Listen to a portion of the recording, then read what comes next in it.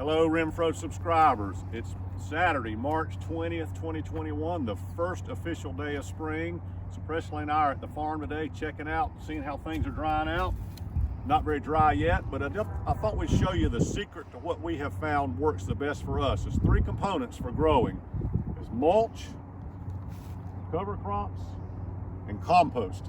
Mulch are the finely shredded up leaves and pine needles that we have a landscape company that brings them in here by the dump truck load, and we use the tractor and push them up in a big pile and let them rot for a couple of years.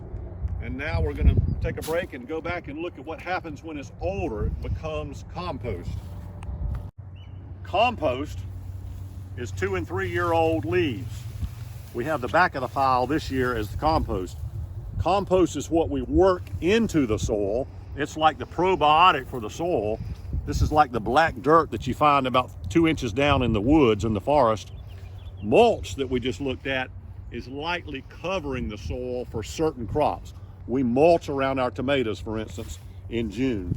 And we let the weeds grow on the compost because that's where all the life comes from. So we use the tractor again to stir this up. So this gets dumped directly on the field if we're gonna plow it into a certain area that needs it. The mulch is hand forked into everything. And then around behind us is some of the cover crop. That gets mowed down and let it decompose. And sometimes it's worked in and sometimes it's not. It depends on it. This is mostly a grain. It's oats and greens. So this will get mowed by a special mower called a flail mower in another month and a half. And now we're going to go look at the way you can do compost in your own backyard on a smaller scale.